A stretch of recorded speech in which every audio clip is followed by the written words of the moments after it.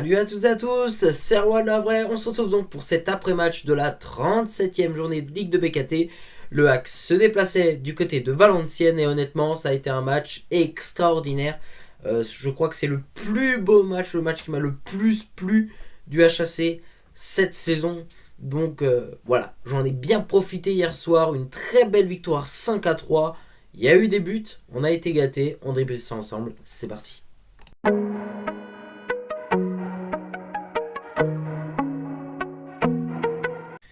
Et c'est parti donc pour le résumé de la rencontre, mais juste avant de commencer par le résumé de la rencontre, voilà, c'est important de le dire quand même.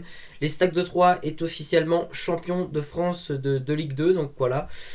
Après la deuxième place, elle n'est pas encore 100% accordée. Après, on a du mal à voir Clermont lâcher. Mais bon, c'est encore possible que Toulouse monte directement. Pour les playoffs, il y a encore du suspense, hein, même si Auxerre ne s'est pas imposé, ils ont fait match nul contre Grenoble. Derrière, pour le moment, seulement Châteauroux est relégué. Chambly peut encore sauver sa peau puisque Caen a perdu face à Toulouse. Donc c'était vraiment un multiplex plutôt intéressant, même si moi j'ai suivi le match en intégralité en VA. Et le Havre, j'ai suivi un après-match après de la 37e journée et c'était à l'air d'être vraiment des très belles rencontres. Et de toute façon, les fins de saison sont toujours assez vibrantes. On va se concentrer donc maintenant sur le résumé de la rencontre entre Valenciennes et Le Havre. Le match a débuté hier à 20h au stade du Hainaut. Fallait pas arriver en retard puisque dès la 6e minute de jeu, le HAC obtient un penalty réalisé par Romain Basque. Et très vite, le HAC est très vite dans le rythme et on arrive à faire le break. Et ce qu'on n'arrivait pas à faire dans les précédents matchs. Dès la 10e minute, c'est Jamal Thierry qui fait que le HAC mène 2-0. Alors bon, après voilà, c'est vrai que le HAC a fait une petite erreur défensive, donc ce qui permet à Boutou Taou, excusez-moi de la prononciation, qui réduit le score à la 31e minute de jeu. Ça fait donc 2-1 pour les Ciel Marines. Et juste avant la mi-temps, c'est qui marque? C'est Khalid Boutaïb pour le HAC à la 42e minute de jeu. À la mi-temps, le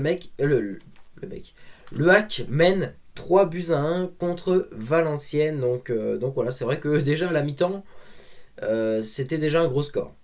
De retour des vestiaires, le HAC se fait un peu avoir, une faute un petit peu stupide, mais voilà, pour moi c'est la faute de notre jeune Abdoulaba, mais pour moi c'est Pierre Gibaud, il doit l'envoyer en touche et c'est n'importe quoi, donc ce qui fait que Valenciennes obtient logiquement un penalty qui sera réalisé par Cufo à la 53e minute de jeu, et là ça fait 3-2. Alors là on se dit, parce que le HAC a quand même loupé quelques occasions, là on se dit, attention quand même, faut pas créer victoire trop vite.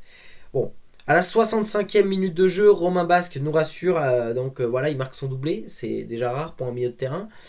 Il réalise son doublé et ça fait donc un beau score pour le HAC, ça fait 4-2. Voilà, c'est déjà vraiment bien, on se rassure, c'est nickel.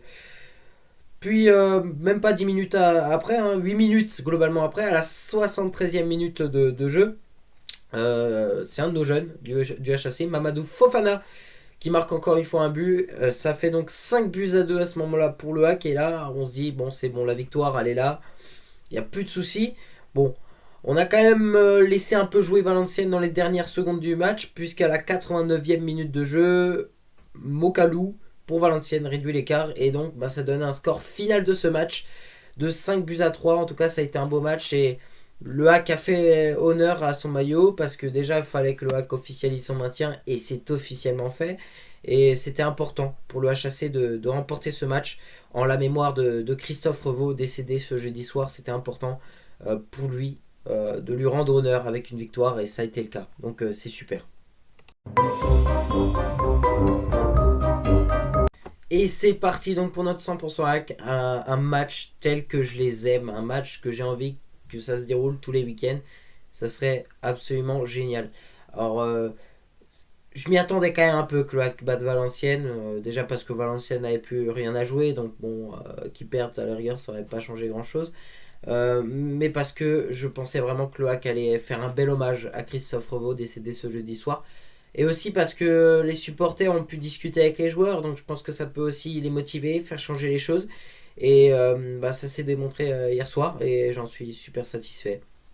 J'espère que le HAC va continuer sur cette lancée pour le dernier match de cette saison face à les Stacks de Troyes. Donc ce sera pas facile, on va affronter le champion. Mais Si on joue comme ça, si on joue proprement avec de très bons jeunes tels que Abdoulaba qui a fait un super match, Mamadou Fofana il a fait un super match, je suis ultra satisfait et je suis satisfait vraiment de tous les joueurs, mis à part peut-être Mathieu Gorgelin qui a fait quelques erreurs, mais sinon je suis satisfait de la globalité de l'effectif et ça c'est vraiment rare.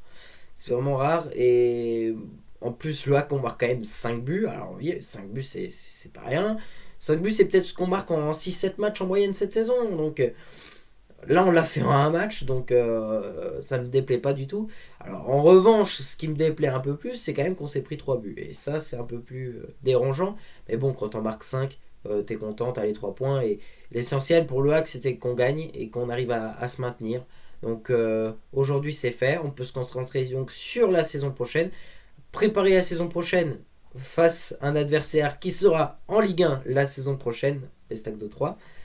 Mais voilà, il va falloir finir en beauté, j'espère, au Stade de Seine avec une petite victoire. Ce serait vraiment génial. Parce que bon, ça a quand même été une saison très très pénible qu'on a assisté. C'était vraiment une saison décevante pour nous. Mais voilà, cette victoire nous fait quand même chaud au cœur. Et m'a rappelé pourquoi je suis supporter du Hack. Parce qu'il y a des moments, franchement, quand c'est dur, je suis très énervé envers mon club. Mais cette victoire aujourd'hui, enfin hier soir, elle m'a remis en tête que oui, je suis supporter du Hack et que je suis fier de l'être. Donc voilà, j'espère que le Hack arrivera donc non seulement à taper 3 la semaine prochaine, en finissant bien la saison malgré tout, et en étant beaucoup plus solide la saison prochaine. Franchement, quand je vois ça, ça me donne de l'espoir. Mais bon, faut pas non plus y croire trop vite parce que le hack nous déçoit souvent. Et voilà, c'est tout pour cette vidéo. Merci à toutes et à tous de l'avoir suivi. Tout de suite, il faut aller dans la description. Il y a les résultats de cette 37e journée de Ligue de BKT, le classement actuel de cette Ligue de BKT. Et puis moi, je vous retrouve la semaine prochaine pour la dernière journée de cette saison de Ligue de BKT, de cette saison 2020-2021. Donc on se retrouve samedi prochain pour l'avant-match contre les Stacks de 3. Bis les amis, bonne semaine à vous.